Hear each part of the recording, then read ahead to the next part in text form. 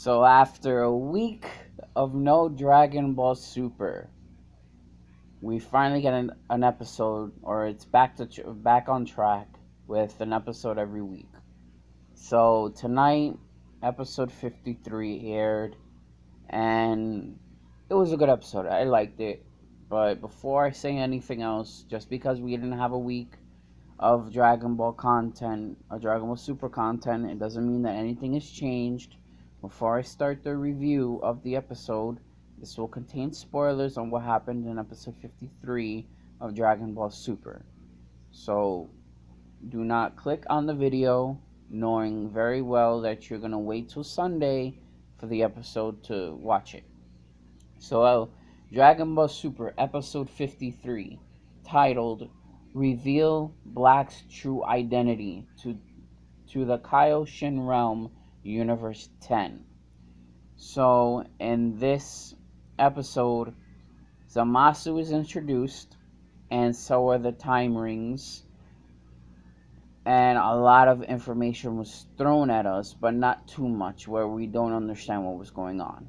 So, on their way to Universe 10, Whis explains the martial arts ability of Zamasu, and that he is an apprentice to learn to be a kaioshin. Now, this contradicts what um, Toriyama has said, because many years back he said that Kaioshins are born to be great. They are born to be the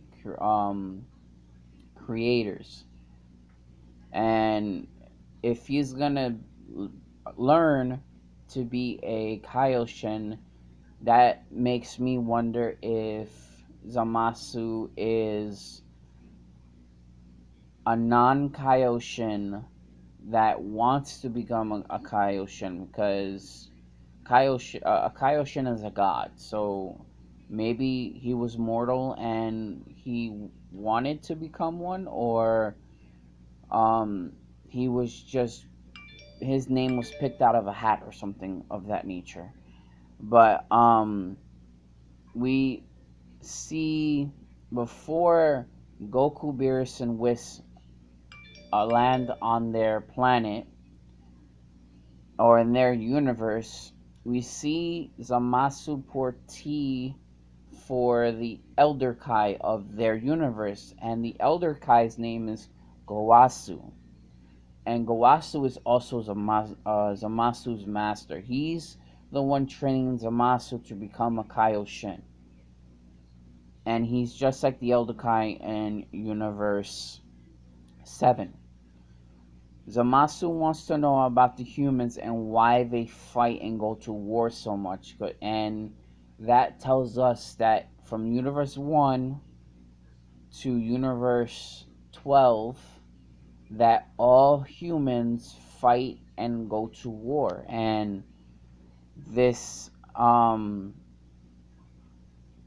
shows that humans everywhere, whether it's Universe 1, whether it's Universe 9, whether it's Universe 2, all humans fight and go to war.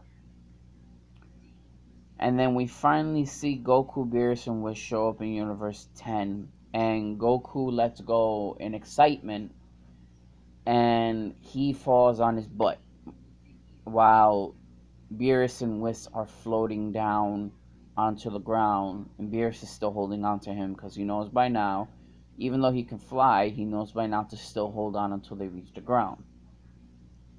So while all five of them are there, Goku, Beerus, Whis, and Zamasu and Gowasu are there, Goku introduces himself to Zamasu, and Zamasu's looking confused. And Goku looks up to him the same way he did to Beerus. He asks him, for a sparring match, because he wants to see how strong Zamasu is, and Zamasu's telling him no. And Beerus pulls his ear and throws him up in the air, and Beerus is trying to talk to Gowasu and Zamasu about Black, and that's the whole entire reason why they were at Universe 10. And Zamasu refers Goku as a Ningen. And Ningen means human. Now, Goku isn't a human, he is a Saiyajin. But because he lives on Earth, he's still a human. And it's just like the Ginyu Force, they're not human, but they're still Ningen. And it was explained better than when I'm explaining it now, because I'm still trying to grasp what it means.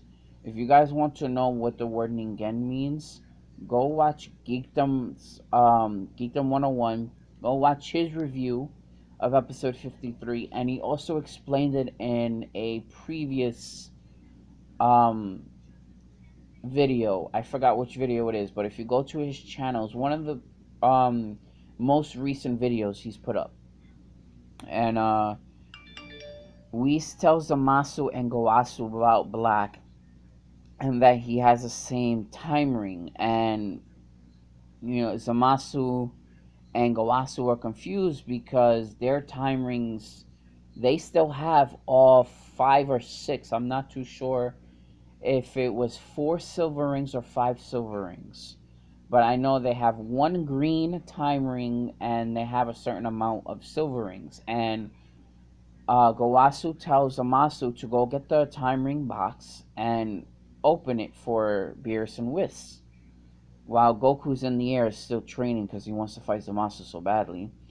And Gowasu tells Beerus and Whis that no, all their time rings are still there. They're, like I said, I'm not too sure. I have to watch it again just to make sure how many time rings are there. It could be 4 silver rings or 5 silver rings again. But all their time rings are there. None are missing. And it's strange because Black has one. So where did he get one? And after the break, we come back to Universe 7 and we see Krillin and Trunks talking a little bit. And Krillin mentions that he's married and he has a kid to Trunks. And Trunks is like, oh, I would like to meet him. And then we see Android 18 and Marin show up. But Marin is hiding behind Android 18. She doesn't pop up until she says Papa to Krillin, and then she runs towards Krillin.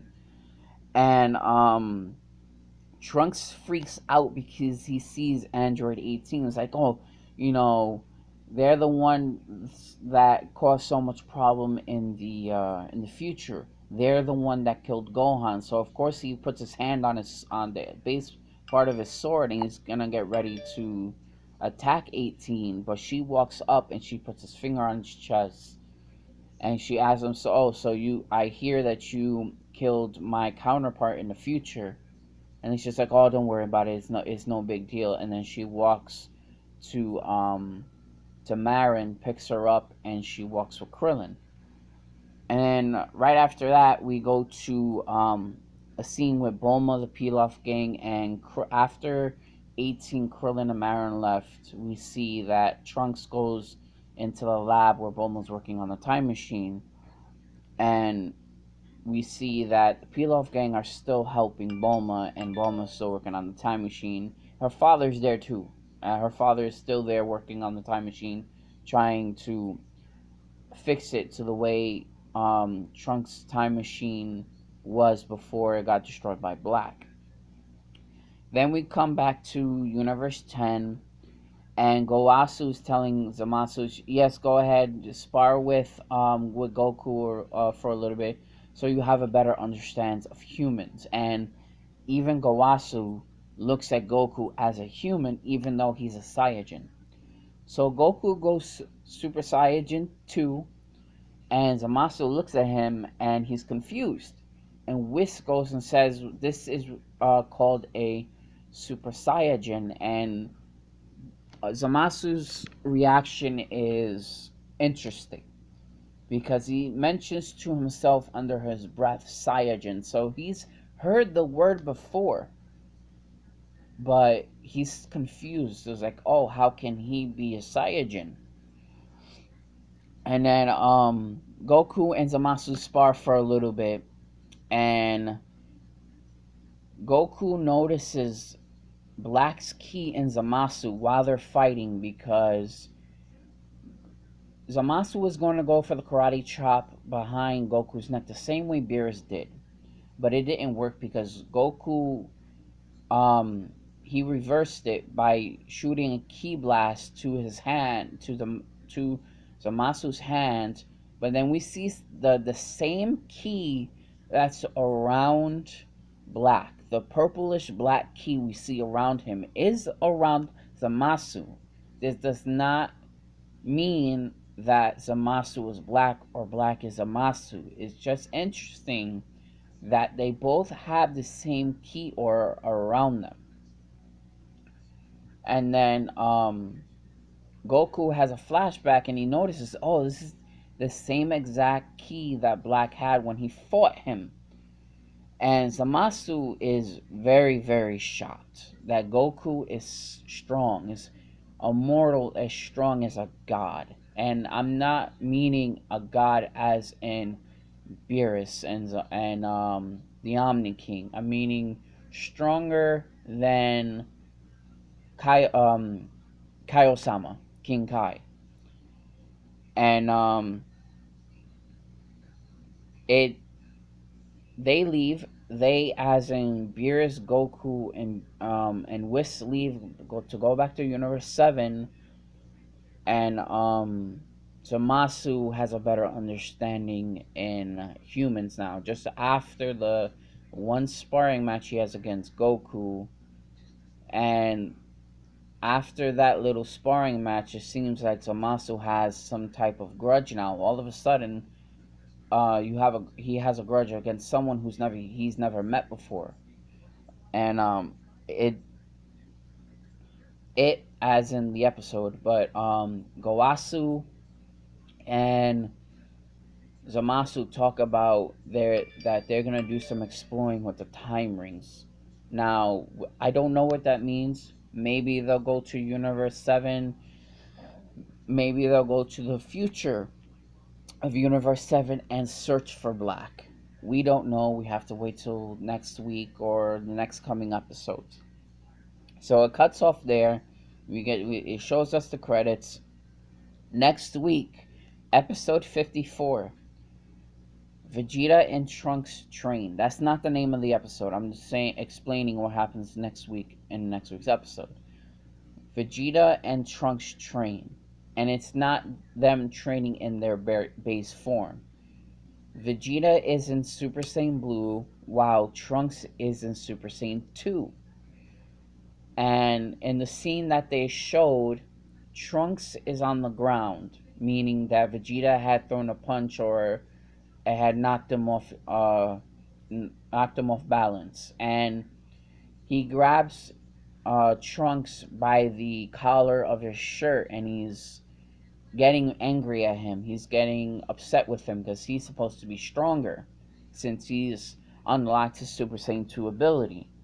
And while I saw that scene, it brought me back to when Vegeta had fought Kaba, the same way that he was holding his collar and getting angry with him.